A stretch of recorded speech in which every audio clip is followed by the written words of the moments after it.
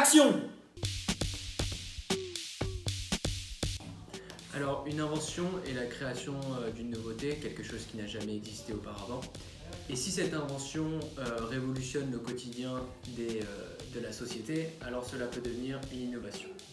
Alors pour moi d'abord l'invention c'est une idée inventée par une ou plusieurs personnes, c'est tout nouveau et c'est jamais fait avant et ça peut engendrer une innovation qui par contre elle je dirais doit être acceptée par la plupart des personnes et doit améliorer le quotidien.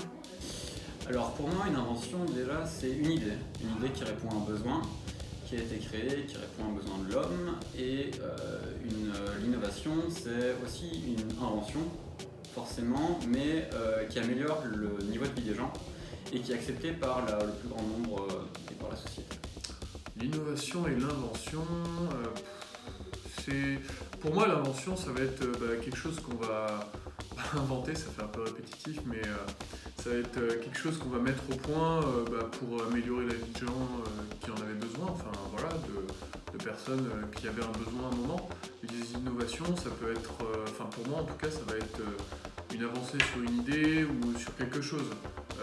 L'invention va être bien plus concrète, bien plus factuelle avec des objets, pour moi en tout cas, et alors que l'innovation va être plus dans les idées, plus des avancées dans la pensée.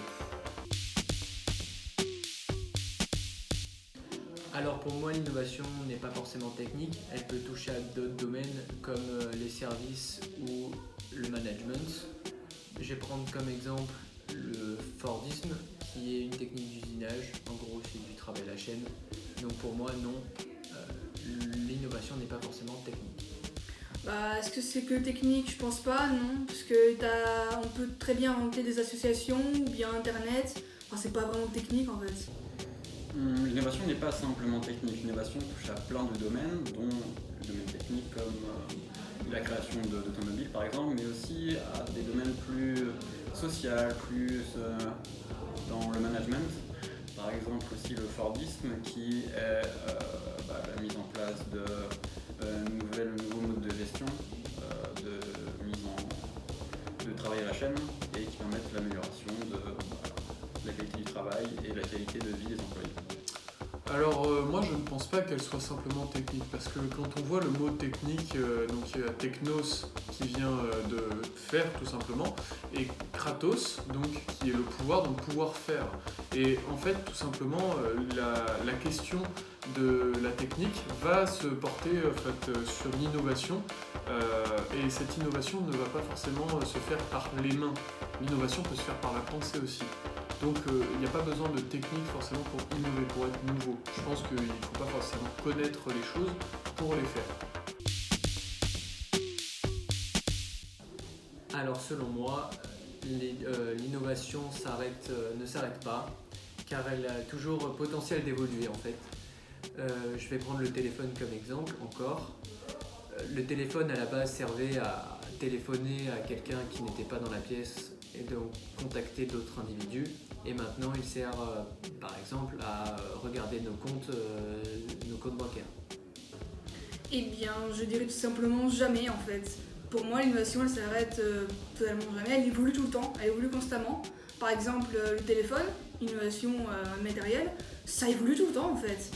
Et internet aussi, ou les associations aussi, enfin tout. Pour moi, l'innovation ne s'arrête pas. En fait, pour moi, l'innovation est en perpétuelle évolution. Elle n'arrête pas de changer, de se modifier, de s'améliorer. Je prends l'exemple d'une caméra, par exemple, qui va changer d'objectif, va améliorer sa batterie, va être plus efficace par rapport à un arrière-plan, ce genre de choses, va pouvoir modifier les couleurs. Et je pense que, au fur et à mesure, elle s'améliore tout le temps. Alors déjà pour moi je pense pas que l'innovation s'arrête à un moment vraiment.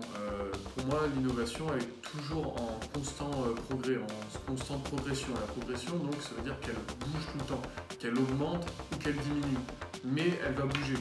Et l'innovation, à tout moment, on peut toujours améliorer tout. On peut améliorer les portables, les voitures, tout ce qui a été inventé par l'homme, même au niveau social ou au niveau des objets. Donc il n'y a pas de choses finies, il n'y a pas d'innovation finie, vraiment. Je pense que les actions des résistants face à l'innovation sont compréhensibles. Par exemple, le téléphone avec les ondes qui peuvent être néfastes. Cependant, ce n'est pas une raison pour freiner l'innovation.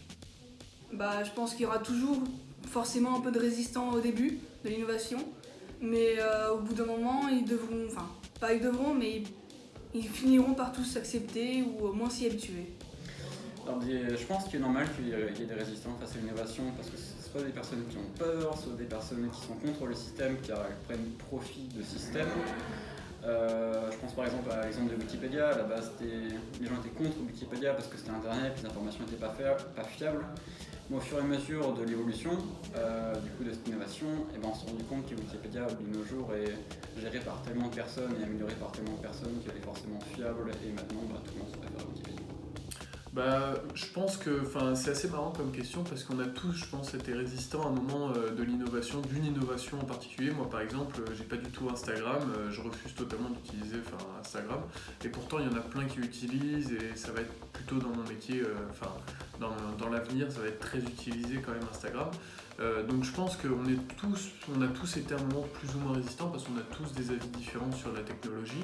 Mais le plus important, c'est aussi qu'on peut voir qu'il y a des acceptations qui se font très généralement sur des technologies à la base qui étaient très mal vues, comme par exemple les portables ou les voitures. C'était des choses vraiment mystérieuses à la base. Et maintenant, c'est accepté par tous et utilisé par tous, quoi.